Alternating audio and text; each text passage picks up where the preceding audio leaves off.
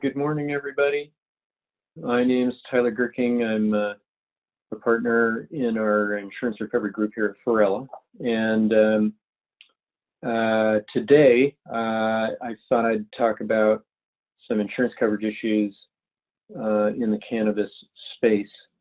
And we've given this presentation a couple times in the past, and I thought what would be possibly most helpful and interesting would be to talk about first an overview of relevant insurance coverage types that businesses in the cannabis area should at least be considering or looking at,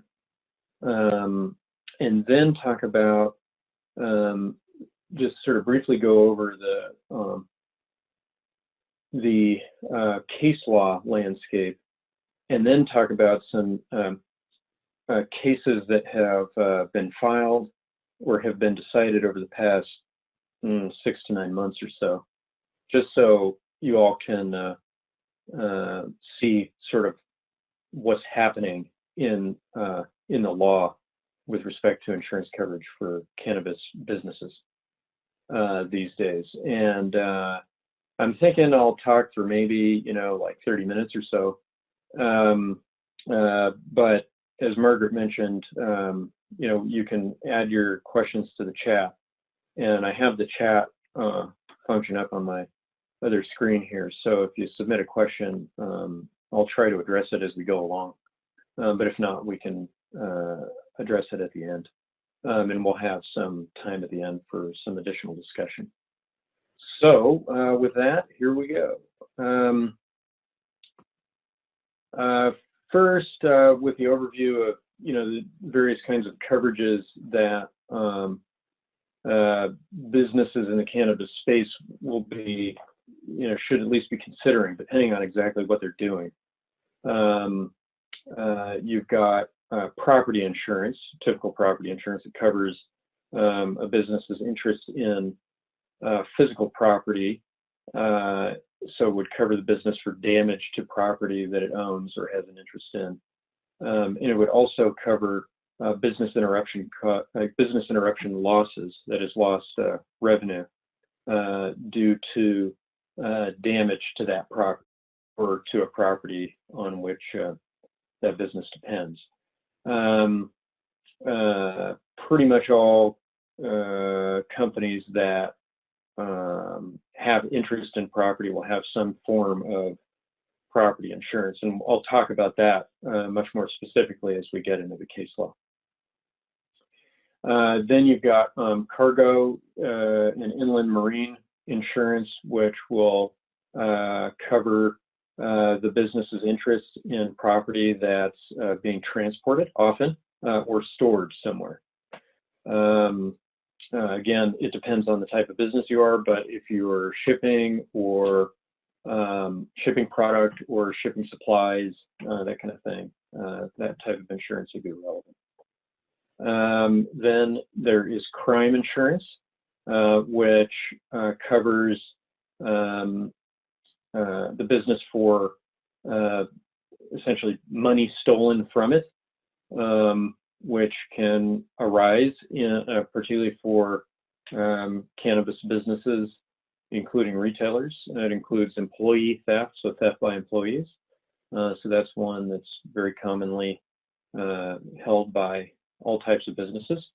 And then we'll talk about some liability coverages. That is, insurance that would cover a business for claims and lawsuits that could be brought against it. So pretty much all businesses will have general liability coverage, some form of it. It's often referred to as CGL, commercial general liability insurance. And that covers claims for bodily injury or property damage and other types of claims for what we call personal and advertising injury offenses, like that would include certain IP claims. It includes defamation, sometimes includes, or often will include trespassing, eviction, and the like. And then this is becoming a bigger and bigger issue in the cannabis area, product liability, specifically for harm caused by bodily injury, often caused by products that are being used by consumers. There have been a few relatively high-profile incidents and some lawsuits arising out of bodily injury caused by products, cannabis-type products. And then another area of insurance would be commercial auto liability, which would include autos owned by the business or being used by the business to move people and or products and or supplies. And then I'll also get into these last two in a little more detail because there's been some interesting developments or interesting events relating to them recently. You have directors and officers liability insurance, which for privately held companies often is called management liability insurance. It can often, the same policy can include employment practices liability, which I haven't listed here, but any business having any number of employees would want to have. But D&O for privately held companies will often have offer very broad coverage in the insuring agreement, and then it's sort of tailored down by exclusions in the policy. But it will cover claims against the company, as well as claims against directors and officers, as well as claims against employees for acts, errors, or omissions that they commit, or breaches of duty that they commit in connection with the business. So it can include, and the coverage differs slightly for companies and individuals, but it includes claims beyond just securities claims that one might assume D&O applies to for, say, public companies. And there, we've had claims where you can get coverage, or at least defense coverage, for trade appropriation claims, investor disputes, those kinds of claims. And the investor dispute scenario, which I'll talk about a little later, we've seen come up in several different matters in the cannabis area, and it appears to be relatively common. And so D&O liability insurance definitely comes into play there. So I'll talk about that in a little bit more detail later on. And then there's cyber insurance, which many businesses and many industries these days are now buying. The main reason that they buy it is to protect themselves from events such as data breach that compromises personally identifiable information of consumers. And certainly there are cannabis businesses where that's a big issue because they're collecting not just personally identifiable information, sort of blandly stated, such as name, email address, et cetera, but there also could be collecting HIPAA information and other sort of highly sensitive information of consumers that could increase their liability exposure if that information is disclosed or stolen. So cyber insurance can be a very sort of important part of a cannabis business's insurance portfolio, particularly for retailers.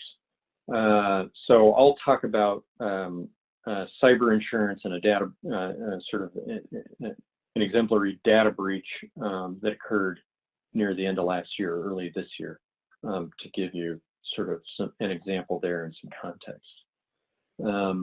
So with that, I'll move on to issues in property insurance, because that's often where, and actually before I go on to property insurance, I'll talk about two other types of coverages that we'd want to see more of, and I think there's some uptake in the market on these, but still there's issues in getting this insurance as far as I know. First, crop insurance. So this also comes up in the wine industry. Growing crops are often excluded from coverage under a property insurance policy. So if your crops are damaged in some way, oftentimes a property insurance won't specifically cover the damaged crops. There has been in the last year or two, couple of years, crop insurance becoming available for indoor grown cannabis crops.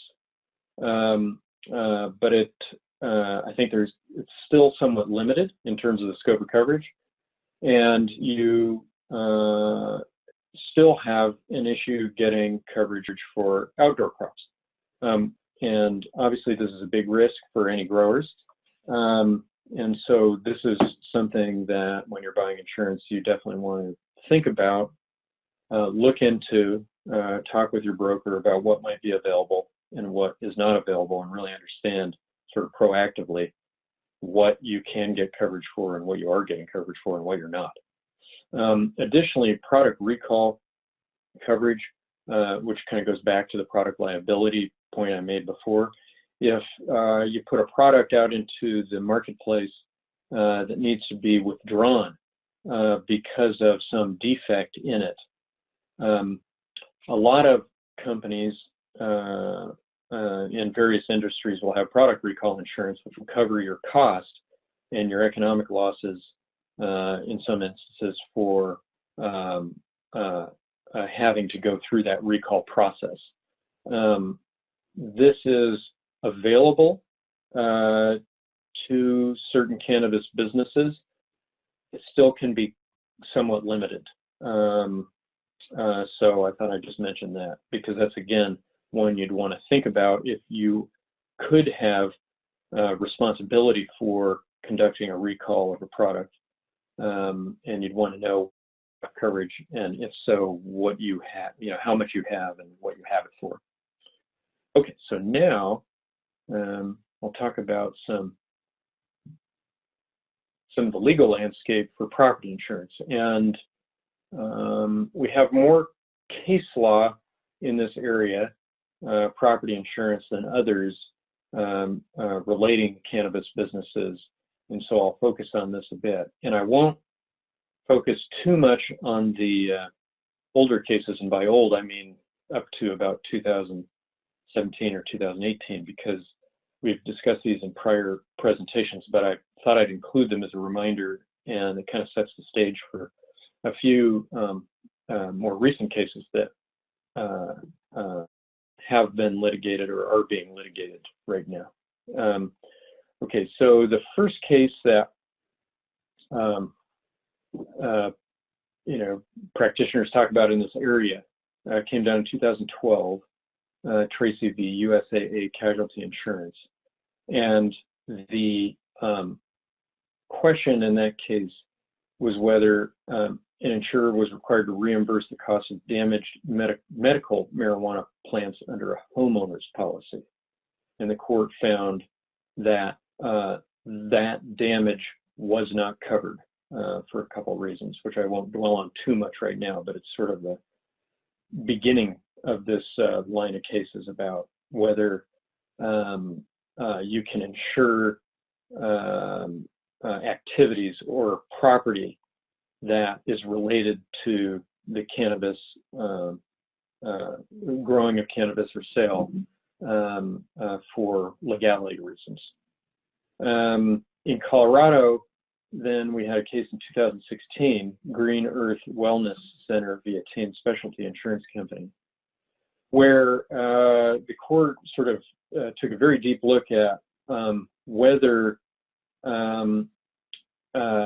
inventory could be covered, cannabis inventory could be covered under a first-party property insurance policy, despite that policy having an exclusion in it for contraband.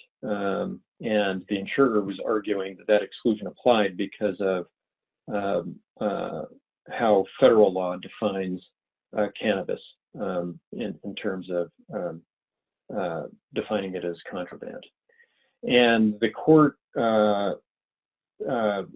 looked specifically at what the insurer knew it was insuring at the time it sold the policy, and found that the insurer knew exactly what it was insuring, that is the cannabis inventory, and that it would be essentially against public policy to enforce that exclusion in light of that fact, because otherwise the insurance company would gain a windfall by having sold illusory coverage to the insured. So that argument in that case for the insured won. And I think the theme in these cases, and this is the first one that really sort of gets into this, that we need to take away from these cases is that what you say to the insurance company when you're buying the insurance is critical in terms of how an insurance claim may play out when you have a loss. So often what these cases end up focusing on is whether the insured company or individual fully disclosed to the insurance company what activities they were engaged in, what they were selling, how much, how big the business was, so that the insurance company was aware of the risk that it was taking on when it sold the policy to the insured. So the cases on the next slide will also kind of highlight this point. And this is, I think, one of the main takeaways is that folks ought to be really careful about answering questions on insurance applications and be as thorough as possible and strategic in answering those questions to ensure that in any later dispute with an insurance company, the insurance company can't argue that it didn't know what the insured was doing, or it didn't know that it was insuring something that it might later want to argue was illegal, at least under federal law. So this comes up in cases where you have property damage caused by growing operations. And we've discussed the first three of these before: KVG Properties, Yahoo Center, and Weingarten.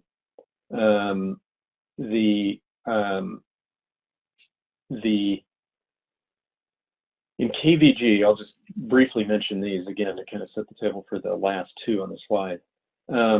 The property owner had previously argued that, and the property owner was trying to evict the tenant, had argued that the tenant's activities were illegal, and then later turned around and tried to argue to the insurance company that it was entitled to coverage for damage to its property caused by that grow operation, and there was an exclusion in the property for illegal activities. And the insurance company basically said, hey, look, property owner, you already argued that this was illegal in court.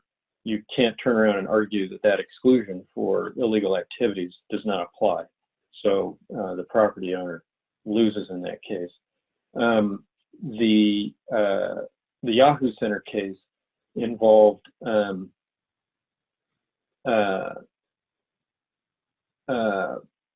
damage to property to premises caused by the tenant that was not covered under the property owner's policy, where the tenant represented that it was a business in online trading and actually uses grow operations. So essentially, the tenant, the grower, was not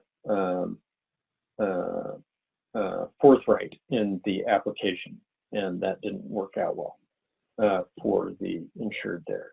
In Weingarten, there was a question as to whether the private house, was being used principally as a house or as a growing location under the policy. So sort of another case focused on exactly, okay, you bought this policy, what really were you doing with the property? And is that consistent with what you had said you were doing with it when you bought the policy, and is the policy sort of aimed to fit this situation? Okay, so now that brings us to the two most recent cases. There's this one called Kinsale Insurance Company, the JDBC Holdings, Inc., which was filed earlier this year in West Virginia. I think it was actually filed in the state court in West Virginia and then removed. It's still pending, but the insurance company brought this case under a property policy to obtain a declaration from the court that it does not owe coverage for fire damage caused to the building. And the reason it is arguing that it does not owe coverage is that the insured business had represented in its insurance policy application that it had certain safety features in the building, and that those safety features were operating properly, including fire alarms, fire sprinkler systems, and the like. And after the fire, the insurance company did an investigation and discovered that, or claims to have discovered, that the building only had two sort of temporary sprinklers installed that were not operating properly, and that as a result, its risk that it undertook was different than what had been represented to it. And so it's arguing that it does not owe coverage under that policy. And that case is ongoing and being litigated. So we'll have to wait and see how it turns out. And there are a number of factual disputes in that case. But it, again, goes to show that to avoid disputes and to ensure you're getting coverage on a claim, that you need to be very careful in the application for insurance about answering the questions and answering them sort of accurately and thoroughly. And then this last case, Mosley v. Pacific Specialty Insurance Company, what is actually a very interesting one. I'd like to talk about that one in a little bit more detail. It is a homeowners policy, so not necessarily sort of right on point for businesses, but it has sort of a good lesson in it. So, which is along the same theme that I'm highlighting in these other cases. So this is a Court of Appeal case that came out, just a week or two ago. So good timing so that we could talk about it here.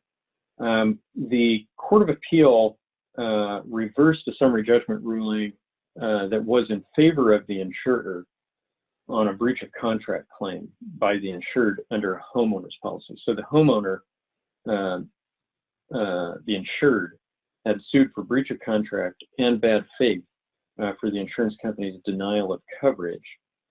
The trial court held that the insurer was correct, that it did not owe coverage, and the insured appealed, and now the Court of Appeal has reversed the trial court's ruling and held in favor of the insured, at least on the breach of contract claim. And the analysis is really quite interesting, at least for an insurance coverage geek like me. So the homeowner's policy that the insured bought had an exclusion in it that eliminated coverage for losses resulting from any manufacturing, production, or operation engaged in the growing of plants. And the facts here were that the landlord, which was the insured under the policy, had rented to a tenant, and the tenant had been engaged in growing cannabis in the building, and in order to do that, had rewired some of the electrical system in the building and that rewiring caused a fire at the building. It caused damage. And that's what the landlord was trying to recover for.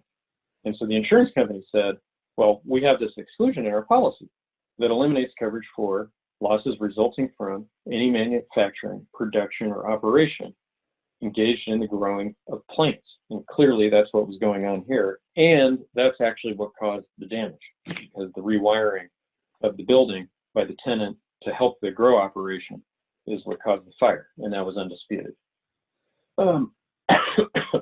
The insured argued that an insurance code provision applying to homeowners policies, section 2071, which sets out the provisions that a homeowners policy must have, and that states that all homeowners policies must be essentially as good or better than the provisions then set out in this code section. The insured argued, well, that exclusion for the growing plants is not in section 2071. So this policy is narrower than is allowed to have been sold to me under California law. And so the policy, or at least that exclusion in the policy, should be void. It shouldn't apply. The insurance company argued that, okay, well, maybe that exclusion, the growing of plants exclusion, is not included in 2071, but there's another exclusion in 2071 that's effectively the same under these circumstances. And that exclusion states that an insurer shall not be liable for loss occurring while the hazard is increased by any means within the control or knowledge of the insured. So the insurance company was saying, hey, landlord, you increased our risk, the insurance company's risk, because you allowed this grow operation to occur on the property. And the court, sort of looking at that on summary judgment, where factual disputes will prevent the court from granting summary judgment, and basically said, it's not clear that the landlord actually knew what was happening, or that the landlord controlled what was happening on the property, because if it didn't know, then it didn't control. And you have to have both. You have to know and control in order to fall within this exclusion as the insured. And the court distinguished several cases, 2 California cases that didn't have anything to do with cannabis, but were focused on exclusions in a homeowners policy for business pursuits. And then it got to another case called National Mutual Fire Insurance Company v. McDermott, which was an unpublished case from the Sixth Circuit Federal Appellate Court in 2015. And there, the Sixth Circuit found that there was no coverage for grow operation because the insured knew about and did control that grow operation, and thereby increased the insurance company's risk without having disclosed that risk to the insurance company when they bought the policy. And the California Court of Appeal in Mosley said that, this case is different because the landlord didn't necessarily know, and didn't necessarily make any misrepresentation to the insurance company about what was happening at the property. And that's key to whether this exclusion applies. And so the California Court of Appeal sent the case back to the trial court to conduct a trial as to what the landlord knew or should have reasonably known about what was happening on the property in order to determine whether that exclusion applies. So again, just sort of driving home this point that insureds, when they're buying policies, often the key issue is whether they are telling the insurance company everything they know about what is occurring on the property. And that is going to be, one of the main issues that comes up in any claim. Applying this to, from a week and a half or 2 weeks ago to the very present day, there, in the news, there's been a lot of reporting about cannabis retailers suffering sort of a disproportionate amount of the damage due to looting and intentional property damage done in protests and riots that we've experienced over the past week or two.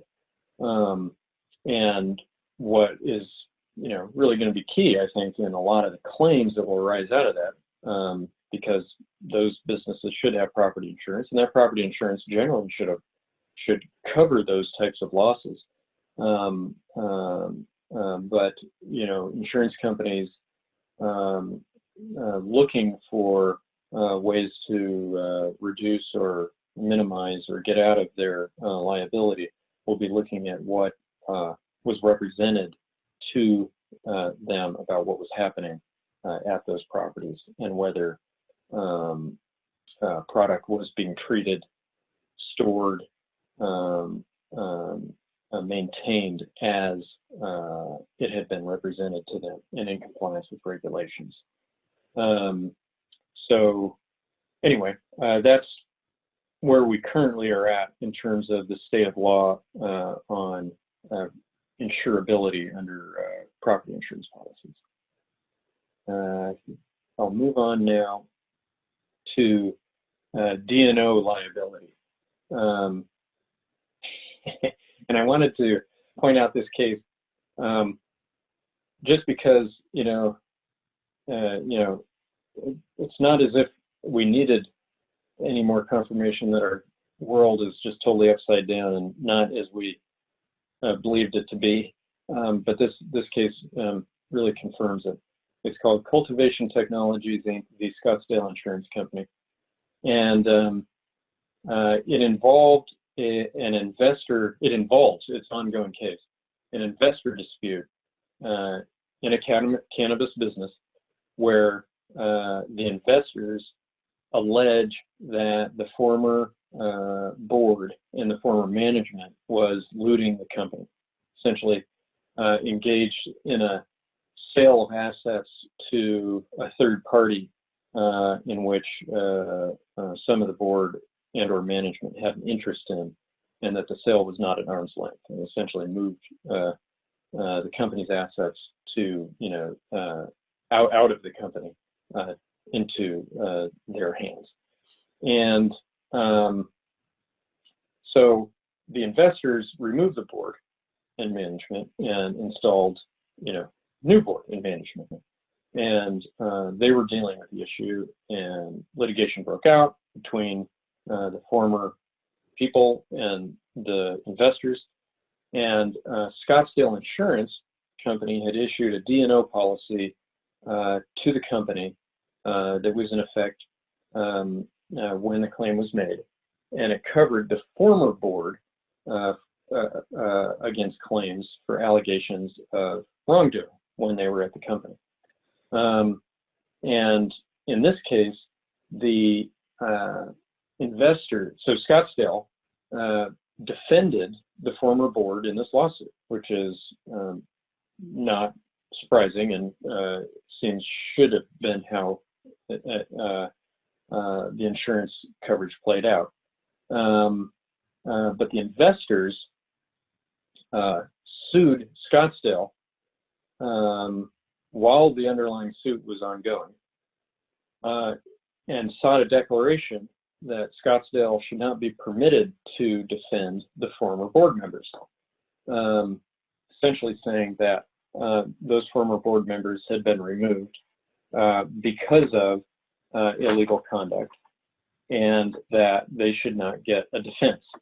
And Scottsdale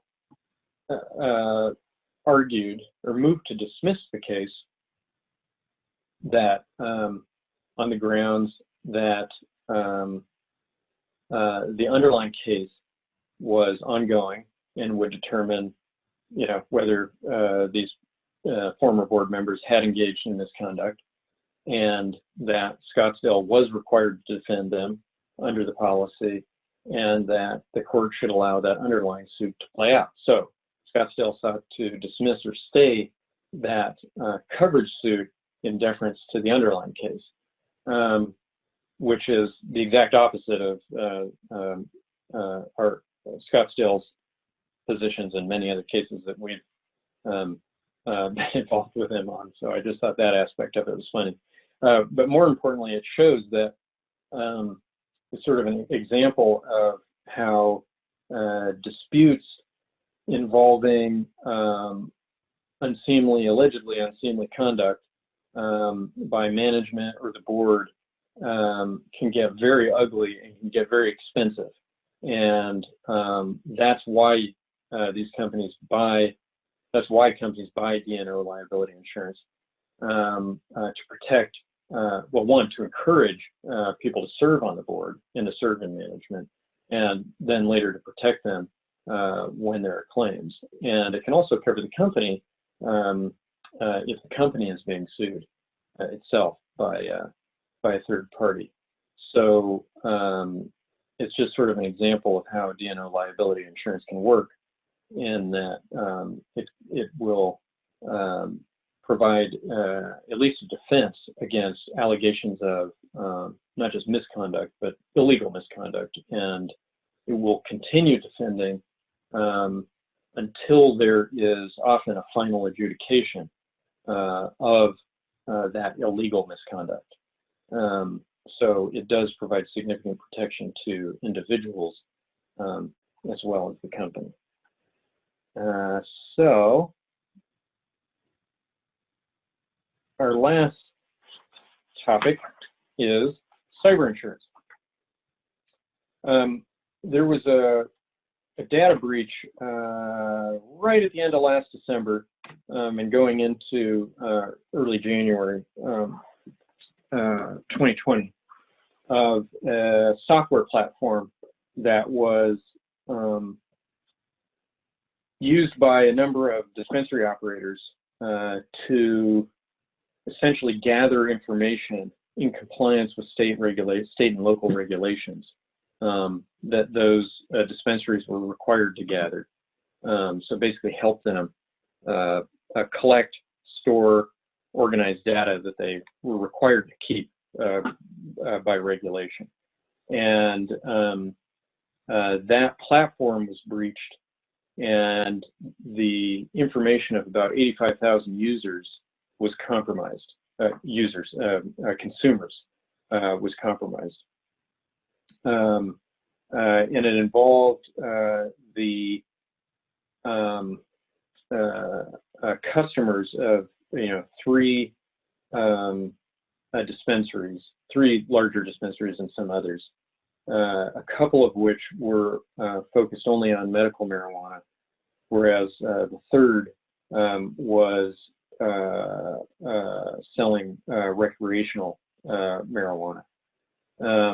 And the information that was leaked included full names, phone numbers, dates of birth, medical ID numbers, signatures, amounts purchased, and the amounts paid in the purchase, as well as other information. So this breach implicated not just personally identifiable information, but also some HIPAA information and other information that consumers often would want to keep confidential. And that breach exemplifies why particularly retailers, but not just retailers, would and should be focused on cyber insurance, because cyber insurance will cover that company's costs for responding to the breach. So they'll have to hire an attorney, they'll have to hire a forensic investigator to determine that there was a breach, to determine what information was compromised and how extensive the breach was, and then to notify consumers of the breach and provide them with some remedial measures. cyber insurance will cover all, those costs. Cyber insurance will also cover, and this is sort of a new coverage that's coming, becoming more common in cyber insurance policies, is they'll also provide some coverage for reputational damage, as well as coverage for business interruptions. So if a company's systems are brought down and they're unable to conduct business because the system is brought down, either by a cyber attack or by just an error in updating the system or maintaining the system, their lost profits can also be covered during that downtime period. So this type of insurance for some businesses in the cannabis industry is going to be really key. And this insurance, cyber insurance, is also sort of highly negotiable and needs to be tailored to a particular business. So you want to pay very close attention to what the policy says in the policy form, and how broad the coverage is, and whether it's providing the coverage that you really need. So if your main risk is operational in terms of manufacturing, and that manufacturing process involves some computerized system, and that system could go down and interrupt your operations, then your focus really should be on business interruption, and whether the policy would cover that type of situation if your computer system brought down your operations for some extended period of time. If you're a retailer and you're collecting highly sensitive confidential information on consumers, then the focus should be more on the data breach side. But either way, it should be something that you sort of proactively and deliberately purchase, as opposed to getting something off the shelf, and you want to get it tailored to your risks. So with that, actually, I talked a little bit longer than I had intended. I apologize for that, but I'm happy to answer any questions or have any sort of discussion that on any topic that y'all are interested in, that we could do by chat, or you could unmute yourself and lob in a question. And if there are no questions, we can sign off.